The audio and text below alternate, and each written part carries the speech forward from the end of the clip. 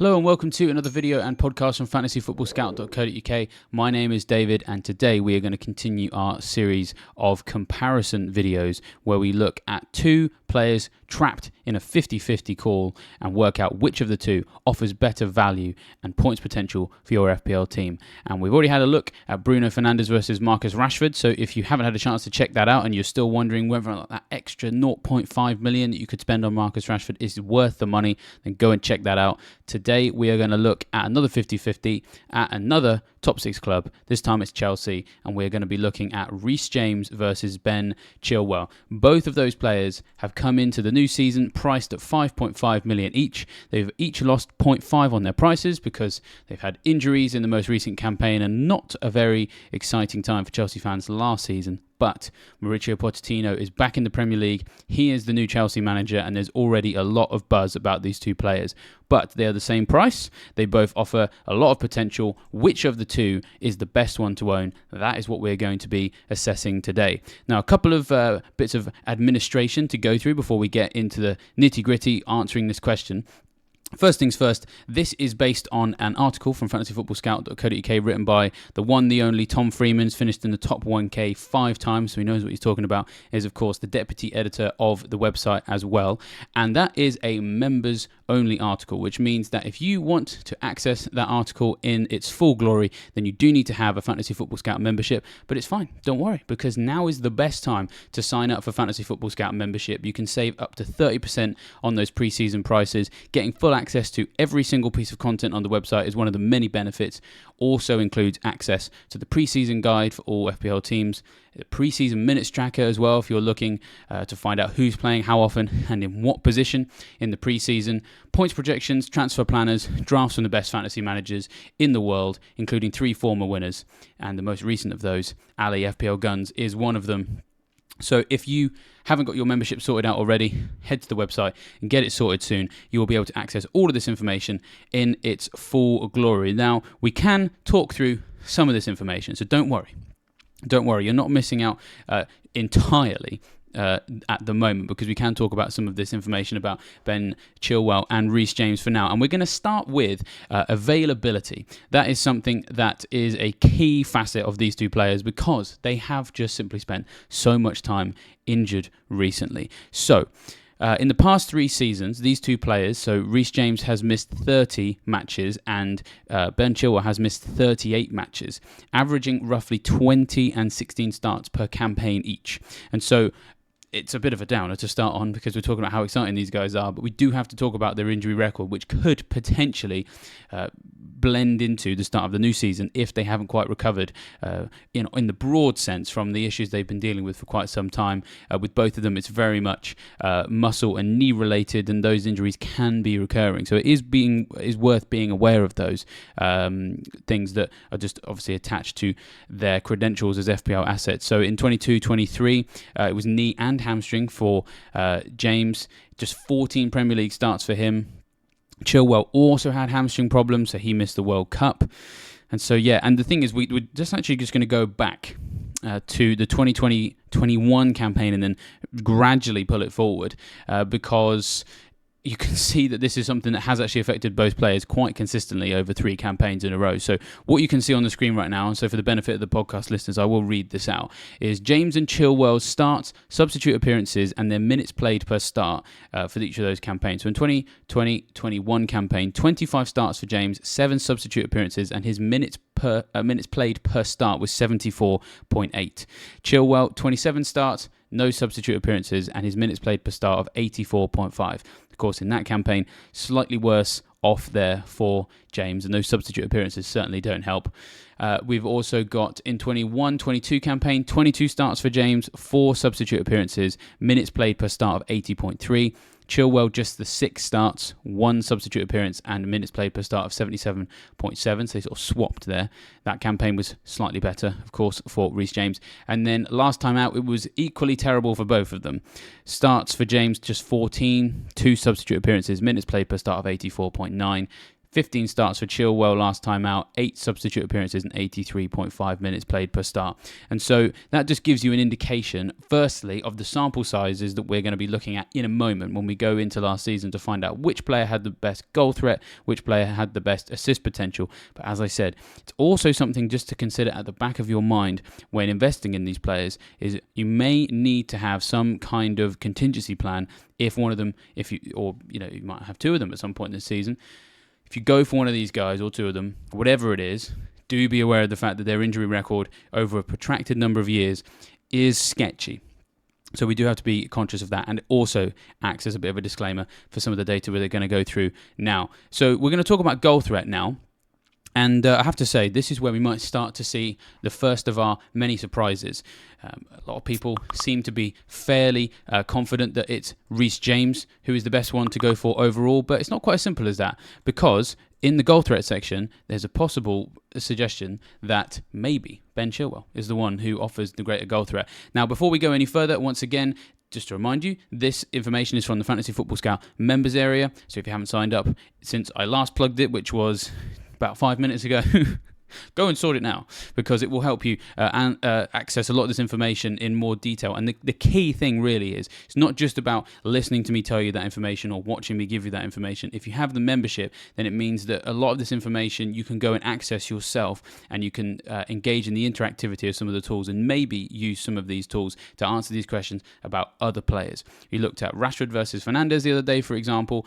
Today we're looking at Reece James versus Ben Chilwell. But if you've got other 50-50s that you're thinking about, perhaps that we've not had a look at in a piece of content, then going to the members area and using the tables and the shot maps and the chances created maps and all of those different things, you can find out the answer for yourself, and then you don't have to listen to me rumble on talking about these players and make your own decisions instead of listening to me, which, let's be honest, in every world that's better for everybody if you don't need me. So get your membership, cut out the middleman, and you don't have to listen to me anymore. But for those of you that haven't, you're stuck with me. So let's have a look at some goal threat then.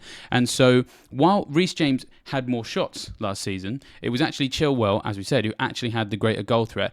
Superior numbers per shot in the box. So 129 versus 207.8. That's minutes per shot in the box, and minutes per XG of 978.6 versus Reece James is 1222.5, so 1222.5. And in more detail on the table, on the screen in front of you, or if you're listening to the podcast, I will read it out now, is the goal threat table in general.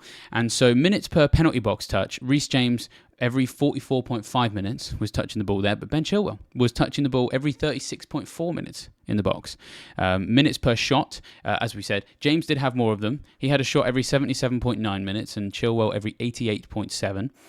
We've already covered minutes per shot in the box.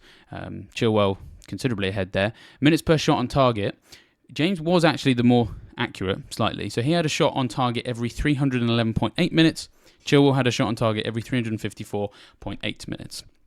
And as I said, in terms of the XG, it was Chilwell that was finding himself being afforded with the bigger chances. And the reason why, if we take it to the next slide, is because of where those shots were happening. And here is another of my favourite things from the Fantasy Football Scout members area. This is the XG shot map, and it's very colourful, has lots of bubbles on it. If you've got kids watching this content as well, they might enjoy how pretty these look, because I certainly think they look great. And what they do is they are a visualisation of the shots that a player is having, and they're colour-coded. So if it's green, it's a goal. If it's blue, it's a shot on target that wasn't a goal. And if it's red, then it's a shot off target. And the most important thing, because you will notice, of course, that all of these different circles are different sizes. Now, every shot is afforded an XG score based on how big a chance that is. The more likely that goal was, that shot was to be a goal, the higher the XG. So penalties naturally have very high XG numbers, and anything that's from really far away, so that very famous David Beckham halfway line goal would have had a very low XG, because it's unlikely that a shot would go in from that distance on a regular basis. And so the smaller dots are representing low XG chances, and the slightly bigger dots are higher XG chances. If you've looked at some of these before, penalties are usually a humongous green bubble right in the middle of the box, because, of course, that's a high XG chance that usually goes in the back of the net. So that just helps you understand, if you didn't know already, how these XG shot maps work. As I said, if you go to the members area, you can compare two players using an XG shot map all the players in the Premier League, you can throw these into that comparison tool. Alternatively, you could also look at the same player over different periods as well. So if you were looking at someone pre and post World Cup, you could stick them on both sides of the comparison and pick your own game week range to work it out. But as I said, we've got James and Chilwell on this shot map at the moment. So let's have a look at the story there and perhaps get an understanding of those numbers on that previous table. So we got 10 of James's 16 shots were from outside of the box, and that's what you can see on the map. You can see that the vast majority of the efforts he was having were very, very small bubbles on the edge of the box or outside of the box. There's a large number of red dots there because, of course, when you shoot from outside the box, it's a lot harder to get them on target traditionally. A number of shots on target, so he's not necessarily inaccurate from that area. But, of course, he even still, when you shoot from that sort of distance, even getting on target, it doesn't necessarily always have the right power to end up in the back of the net. And that's the story of his shooting, really. Chilwell, very different. So just 5 of his shots, of his 16 shots, were from outside of the box. And you can see that there's a much higher cluster of his that take place inside the box, and just a sprinkling, at best, of shots that are taking place outside. And they're all down that left-hand side. And you can sort of almost track his penalty box entries, like an average penalty box entry, almost like it's a sort of a display of stars in the back of a shooting star, because there's a trail that comes through. And then when you just compare it with the picture we've got up here as well of Chilwell very much bursting into the box and having a shot near the front post. Think back to all the times you've watched Chilwell in games get forward and have an effort. He's very good at finding himself in that little spot that I've traditionally called the Andrew Robertson zone, where he pulls all the way into the box, almost towards the dead ball line, and then Robertson would traditionally cut the ball back. Well, what does Chilwell do when he gets to the Robertson zone? He has a shot that's quite a tight angle near the front post, and to be honest, that's probably why we've seen just a little bit of a higher proportion of slightly off-target shots for him, because when you're in that area, it's very hard to get it on target from that angle. But of course, we've seen them go in as well. So yeah, that really tells the story there. It's not just about open play though. We have to look at set pieces too. So 9 of Reece James's efforts from last season were shots that came from set plays. Chilwell had just 3, and so that just shows that there's actually a really big difference in terms of persistent goal threat from Chilwell versus Reece James when it comes to open play. And we will have a look in the preseason about whether or not Reece James is still involved in the set pieces, but there's a number of new signings, for example, so it's possible that other players maybe get involved in that and take some away from Reece James, so do keep an eye on that. But yeah, certainly from open play, very much is an important factor for Ben Chilwell. A couple of caveats though, I suppose. Reece James did play at centre back a little bit last season, so it's possible that his attacking threat got a bit limited there. You'd have to say in a more settled system where you're not having 3 different managers throughout the course of the campaign bring lots of different ideas to the table, maybe we can expect to see Reece James, if it's fit, playing a lot more on the right-hand side and having more opportunity to perhaps match Chilwell for that goal threat potential. Now, let's move on to assist potential. Now, this is one of the areas where I am somewhat limited in how much detail I can go into because, of course, the full article itself is part of a Scout membership over on the website. But there is still a few things that I can tell you at a broad level, and if you want more data that zooms a little bit more into the minutiae, a bit like how we've gone through the goal threat section just now, head to fantasyfootballscout.co.uk. If you've got that membership, read Tom's article in full. If you haven't got your membership sorted yet, get that sorted and then go and read the article and then enjoy all of the other amazing tools that we've got available. Now, speaking of those tools that are available, we've got another map on the screen which I can show you from the members area. This time it is a chances created map, and that one's fairly self-explanatory. Every yellow circle on the map is a time in a game where one of these 2 players tried to create a chance. And if the circle is green, that's when one of those chances was an assist. And not unexpectedly, it is Reece James who broadly is the one who is more persistent as a creator, because you can see a healthier chunk of yellow dots all in that right wing back slot on the edge of the box, in that little corner between the box and the corner flag and the throw-in line, and then also a nice healthy clutch on the edge of the corner of the box, almost in the Trent Alexander-Arnold zone, where you can swoop the balls across goal. So Lots of attempts to try and create opportunities there. On Chilwell's side, not so much. You can kind of track that similar spread of shots through the box like we saw in the XG shot map, but you can argue that these little assist potential dots fill in those gaps. For the most part, Chilwell, when he reached this area, was more inclined to shoot than he was to offload the ball, and that's what we can see here, is that he wasn't less of a persistent creator. Now, we can only see one green dot on either side of these, and that's a good opportunity for us to talk about fantasy assists as well, because it means that last season, each player only actually got one assist from directly creating a chance. Ben Chilwell finished the season with 3 fantasy assists, which means he had 2 assists that came from other scenarios. That could be perhaps winning a penalty, which is not uncommon if you're going to make penalty box entries in the way that he does. Of course, rebounded shots also result in assists if the player striking the rebound puts it away. And of course, if Chilwell is quite shot persistent in the box, then there is always the chance that he's going to get assists that way as well. Every reason to suspect that Reece James can do the same, and he got 2 assists last season. So 1 normal assist, 1 fantasy assist as well. So it's worth considering that. But if you want considerable more detail on where those chances were being created, how often they were being created, what was the expected assists on those, head to FFScout.co.uk and check out Tom's article. He's put a lot of time and effort into that, so I wouldn't want to rob him of his thunder. So a couple of other things to talk about. We have to talk about Pochettino, of course, a new manager at Chelsea. And we won't go into too much detail here because, in a way, I feel like we've covered this a lot already. But if you haven't already heard about this, and I will scratch the surface and just point you guys towards the scout report that we did on Mauricio Pochettino a couple of weeks ago. We did it as a video on YouTube. It's also on the podcast platforms. There is also, of course, as ever, an article on the website as well, going into detail on what Pochettino did at Spurs, what he did at PSG, and what that could mean for Chelsea players last season. And in terms of the James versus Chilwell debate, we're very, very interested in Ben Davies and Kieran Trippier, who were very much the impressive wing-back outlets for Pochettino's Spurs team. And so we've got some data here from the 17-18 season, which was perhaps when Spurs were at their peak under Pochettino, especially when it came to attacking contributions from defence. And what we discovered was that Ben Davies and Kieran Trippier were the 2 most creative defenders for that campaign. Davies creating 46 chances that year, Trippier creating 40.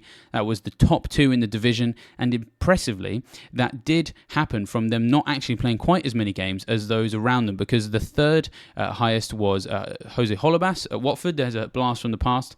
28 appearances for him. Ryan Bertrand was 4th with 35 appearances, and Marcus Alonso of Chelsea at the time, 33 starts. Those are the 3 players that were below these 2 Spurs fullbacks in the top 5. Now, interestingly, Trippier, just the 24 starts, Davies just the 29. And that is because, of course, Pochettino back then, you may remember, was very fond of rotating those fullbacks. We're going to talk a little bit about the wider Chelsea context in just a minute, about how James and Chilwell could maybe factor into a rotation in that area. But really what it serves to demonstrate here is that despite playing fewer minutes than the players around them, they were still so creative that they finished top of the division for that creativity. So once we've covered off, potentially, some of the rotation fears, just goes to show you how important a fullback is to a Pochettino team. And so that does make life very exciting for anyone who is going to invest in these players at the start of the season. Of course, when you own a defender in FPL and you're paying 5.5 million, you do want to feel relatively confident that they will keep clean sheets. Now, at the moment, it's very difficult to analyse this in too much detail from a Chelsea perspective because so much is going to change in the pre-season. With 3 managers last campaign as well, which really didn't help this team get too much rhythm in terms of defensive solidity. And of course, 10 clean sheets for them in the end, and a vast number of teams, 10 whole teams in the Premier League. Got more clean sheets than that, including Wolves, Brighton, Brentford, Newcastle, teams that historically you wouldn't have necessarily expected to outperform Chelsea from a defensive perspective. So that's the context with which Pochettino is working. He is going to have to do some work to get them back up to a level that they used to operate from. And there's a possibility that may happen. Levi Colwell's come back to the club and he is very highly sought after right now. And if he starts games, he could do very well. It looks like they're starting to sort out who the number 1 goalkeeper is. From what we're hearing, it's Kepa at the moment. Those things could help. Pochettino's history as well with Spurs is also quite encouraging because when he was at Spurs in the 2015-16 season to the 2018-19 season, we'll just list those through right now. In 2015-16, Spurs were 5th best for clean sheets. In 16-17, they were the joint best for clean sheets. 17-18, they were 4th best for clean sheets. And 18-19, they were 5th best for clean sheets. And so if Chelsea can get to that level with a manager who largely prides himself on being able to produce teams that can consistently keep clean sheets over a 4-year period like that, then that should help things. But it is very much a caveat that we have to put on these two guys, is that things have to change at Chelsea before we can sit here and say they've got solid clean sheet potential. One of the things that will help answer that question is, of course, the pre-season campaign, which you can follow on Fantasy Football Scout in full detail, especially if you've got that membership as well. Follow the pre-season minutes tracker and you will be able to see who's playing in that defence a lot of the time. So that's going to be useful for checking out where James and Chilwell are going to play, but also keep an eye on those results and see if they're able to grind out some clean sheets. This pre-season, more than ever, we could get some good answers to our questions because the quality of teams Premier League teams are playing this summer is very high. A lot of them playing each other in this tournament in America as well. So do keep an eye on that. But of course, there is considerable wider Chelsea context that we have to consider as well. And we'll, of course, start with the fact that there is the possibility of injury rotation with these two guys. But thankfully, that's probably not going to come from involvement in other competitions because, of course, Chelsea finishing so low down in the table for their standards last season means there's no European involvement this season, so that's fewer midweek fixtures to contest, which does mean that you would imagine that you will have players who are better rested going from one Premier League match to the other and not too many opportunities to play in midweek where you've got big teams that they're playing and therefore they need to really squeeze the life out of their best players. So maybe that might even ease some of that injury concern. We'll talk in a minute about the possible rotation threat from others, but let's just have a look at the fixtures. This is another benefit of Fantasy Football Scout membership, is access to the season ticker. You can get full access to the full interactive version of that if you go there, which allows you to sort teams by attacking potential, defensive potential, which rotations work the best. What we can see on the screen right now is just Chelsea's fixtures for the first 8 and what difficulty they're set at. Liverpool at home, game week 1. West Ham away, game week 2. Luton at home, game week 3, Forest at home, game week 4, then it's Bournemouth away, Villa at home, Fulham away, Burnley away as well. And so some pretty good fixtures, of course, but they do take a little bit of time to get to a really nice place. And so at the moment, there's a lot of people who have a gut feeling that Chelsea are going to be worth investing in this season, but it's do you invest in them in game week 1 and carry perhaps a Chelsea defender through probably a tricky challenge against Liverpool at home, game week 1, and then an away trip to West Ham in game week 2. So 2 teams involved in Europe there with the quality to compete at the highest level in terms of Liverpool and the capability, of course, to win a European trophy in the case of West Ham as well. Game week 3 looks at the moment like a potential stepping on point for anyone who is not interested in Chelsea in the first 2 game weeks, perhaps waiting to see how they fare at the start of the campaign, because that's when they host Luton, and then immediately afterwards, Nottingham Forest come to Stamford Bridge. You are going to be all fed up of me saying this, but Nottingham Forest were last year's worst team on the road. Bournemouth away and Fulham away and Burnley away, game weeks 5, 7 and 8. Also some very nice fixtures. So it is very much a fixture swing of the wildest variety in game week 3, where the fixtures go from being so-so for Chelsea to being so-so fantastic. So do keep an eye on that. As I said, there are other people at Chelsea who might come into the equation, and so this really is the final conclusion, which pushes everybody back really to just keeping an eye on pre-season. We know that Pochettino, if he has to and if he feels the pressure to do so, perhaps to keep everybody fit, does like to rotate his fullbacks. They are asked quite a lot because they're not fullbacks who play in a 3-4-3, and therefore there isn't as sufficient cover for the players making those runs as you would have in a 3-4-3, where the midfielders can move across and cover the wing back, or the wingers at the front can cover the fullbacks pressing duties higher up the pitch. And with the back 3, of course, sometimes that can shift across to cover one of the wing backs moving forward. Also in the 3 2-4-1 formation that we often see. For example, the defenders in that system, if they're an inverted fullback, they often go into central midfield and then burst into the space, and they've got cover because the team can move around to cover it. In a 4-man defence, when you have wing-backs that go so far forward that they have to come back again as well, that's one of the reasons also why Pochettino had to rotate his fullbacks before, because he was asking so much of them in terms of fitness.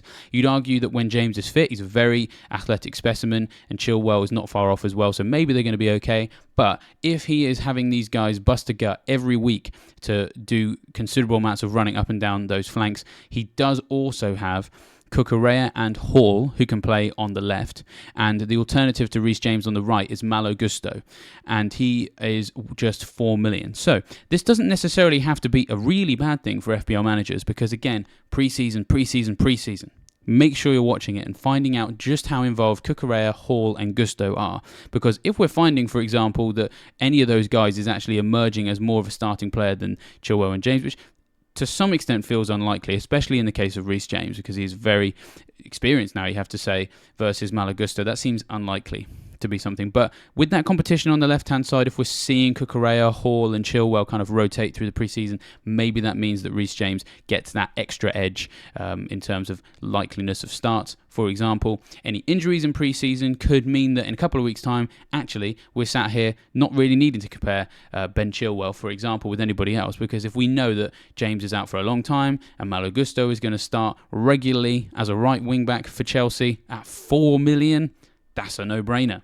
And so we've just got to wait and see which of those narratives are going to come true. And once we know, that will give us a clearer picture on which of these guys from the Chelsea defence is the best one to have. Now, before I go, just one last opportunity for me to completely bash you over the head with the opportunity to sign up for Fantasy Football Scout membership. As I already said before, if you've got that membership, you can answer a lot of the questions that we're covering in these videos and podcasts without relying on me droning on. Now is the time to do it, of course, because you can save up to 30% on those preseason prices. So don't forget to sort yourself out with that. Now, it would also be great if you could like this video and subscribe to the Fantasy Football Scout YouTube channel. It costs you absolutely nothing and helps us produce the content that you want to see. And make sure that you hit that bell notification as well, because that will make sure you don't miss any of the content that we put out as well. Now, with that, I will leave you fine, folks, to enjoy the rest of your tinkering, and I will see you next time.